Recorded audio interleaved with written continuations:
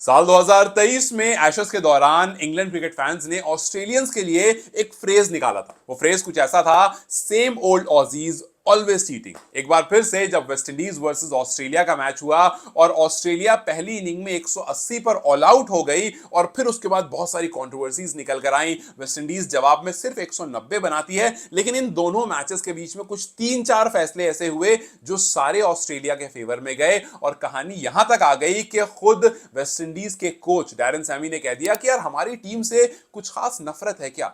हम उस मैच में किस तरह से उतरे जहां पर हमारे दिमाग में एक शक हो गया है कि अंपायर हमारे खिलाफ है।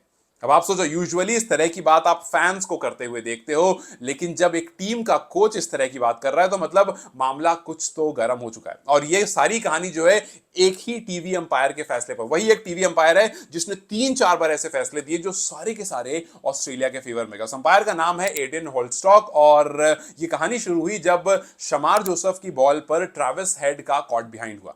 अब आप देखो कैसे होता है। कॉट बिहाइंड की पिक्चर आपके सामने लगा दी मैंने। इसमें बहुत क्लियरली दिख रहा है कि साई होप ने बॉल गैदर सही से किया है, लेकिन थोड़ा सा क्लियर एविडेंस नहीं था। अंपायर से वो थर्ड अंपायर तक जाता है, वही टीवी अंपायर पर जाता है और टीवी अंपायर उसको देखते हैं रिप्ले में और फिर वो कहते हैं, जो कि साफ साफ रिप्ले में दिखा जब आप उसको स्लोमो में देखते हो, कि नहीं हाथ आया है और बॉल उसमें साफ साफ ग्रैब हुई है। लेकिन वहां पर अंपायर कहते हैं कि नहीं भैया, मुझे ना क्लियर एविडेंस नहीं दिख रहा है, सो नो क्लियर एविडेंस, इस वजह से मैं इसको नॉट आउट दे रहा हूं। अब कहानी इसलिए बड़ी हो गई क्योंकि शमार जोसेफ अगर वो विकेट ले लेते तो उनकी फाइफर कंप्लीट हो जाती। अब शमार की फाइफर क्यों बड़ी थी? शमार की फाइफर इसलिए बड़ी थी बिकॉज ये वही शमार जोसेफ है जिन्होंने गाबा में ऑस्ट्रेलिया की हालत खराब कर दी थी। ऑस्ट्रेलिया को वो टेस्ट मैच हराया था और एक बार फिर से कहानी निकली थी कि फिर से टूटा गाबा घमंड।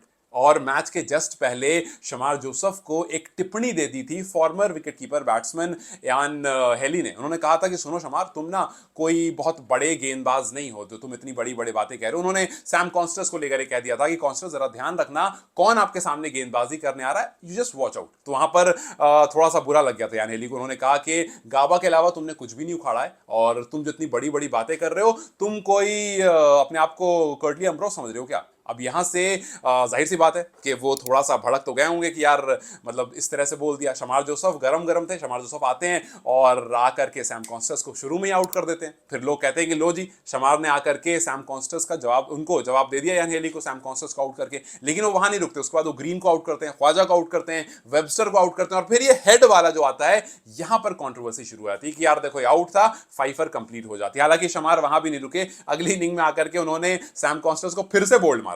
तो उन्होंने अपना काम कर दिया, लेकिन कंट्रोवर्सी जो है वो इरप्ट हो चुकी थी। अब उसके बाद आता है दूसरा डिसमिसल, जहां पर पैट कमिंस गेंदबाजी कर रहे होते हैं, वेस्ट इंडीज बैटिंग कर रहा होता है। वेस्ट इंडीज के रस्टन चेज जो होते हैं वो एलबीडब्ल्यू होते हैं। अब एलबीडब्ल्यू होते ही जैसे ही अंपायर आउट देता है वो फटाक से डीआरएस ले लेते हैं कि नहीं भैया मेरा बैट लगा था। फिर आप जब डीआरएस में देखते हो तो आपको बॉल का डेविएशन दिखता है, लेकिन स्पार्क नहीं आता है कुछ। मतलब जब आप डीआरएस देखते हो तो अल्ट्रा एज में स्पार्क आता है हल्का सा ऐसे, वहां पर स्पार्क कुछ खास नहीं आता है। बैट से टच होने के पहले आता है और बाद में आता है, उस ड्यूरेशन में नहीं आता है, लेकिन बॉल साफ साफ डेविएट होते हुए दिख रही है। यान बिशॉप ने यहां तक कहा कि नेकेड आइज से वो साफ दिख रहा है कि बॉल डेविएट हुई है। टेक्नोलॉजी पे मैं भरोसा नहीं करता बिकॉज वो सामने आपके जो दिख रहा है आप उस पर उसको मानोगे। जैसे आप ये मान रहे हो कि बैट से पहले जो स्पार्क दिखा वो किसका स्पार्क है, वो तो किसी चीज का स्पार्क नहीं है। तो वहां पर जब टेक्नोलॉजी में गलती हो सकती है तो बाद में भी हो सकती है। आपके आंख से वो दिख रहा था कि बॉल डेविएट हो रही थी, बट उसके बावजूद आपने उसको आउट दे दिया।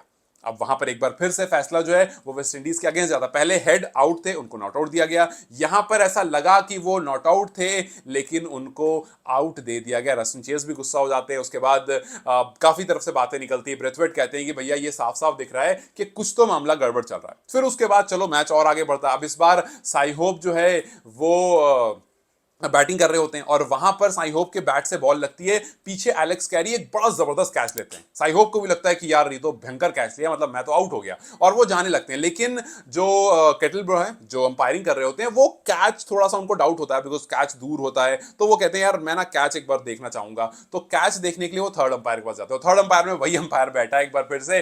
तो उसके बाद जब वो कैच देखने जाते हैं तो साफ साफ दिखता है कि कैच तो उन्होंने लिया, लेकिन कैच लेने के बाद जो बॉल है वो जमीन की तरफ गई और उनकी ग्रिप में नहीं आई बॉल, नीचे गिरी, बट जमीन की हेल्प से उनके बॉल जो है वो ग्रिप में आ गई। अब यहां पर एक और कंट्रोवर्सी निकली कि भैया कैच तब तक कंप्लीट नहीं माना जाता जब तक आपके कंप्लीट होल्ड में ना हो। अगर कैच कभी आपके पास आया और आपने कैच किया और सेलिब्रेट करने के चक्कर में कैच वहीं पर ड्रॉप हो गया तो उसको कैच नहीं माना जाता है जब तक आपने कंप्लीट होल्ड नहीं किया हो कैच पर। सो वहां पर जब एक बार फिर से ऐसा हुआ, सबको लगा कि नहीं यार ये तो साफ नॉट आउट है क्योंकि बॉल जो है वो जमीन पर गिरती हुई दिख रही है। सो इस वजह से ये थर्ड अंपायर जो है अब, और क्योंकि 2-3 बार सवाल उठ चुका उन पर, तो अंपायर भी प्रेशर में होगा, तो ये वाला तो पक्का वो नॉट आउट देगा, लेकिन अंपायर एक बार फिर से आउट दे देते हैं।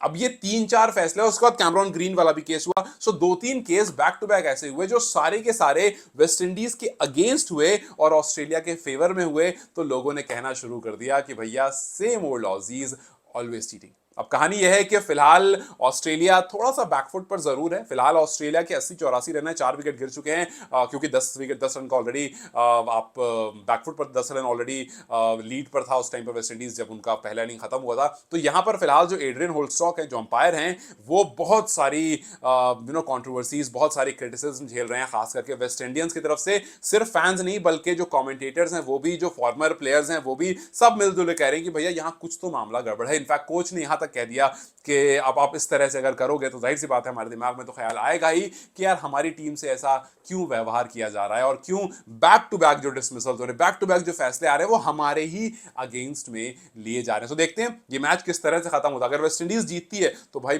भूचाल मच जाएगा कि भैया इतना होने के बाद भी ऑस्ट्रेलिया जैसी टीम को वेस्ट इंडीज ने हरा दिया। लेकिन अगर ऑस्ट्रेलिया जीत जाती है तो हम सबको पता है क्या कुछ होने वाला है। खैर लेट्स सी कि ये किस तरह से खत्म होता है। जैसा भी होगा I will keep you guys posted. Till then you guys take care, I will see you very soon, bye bye.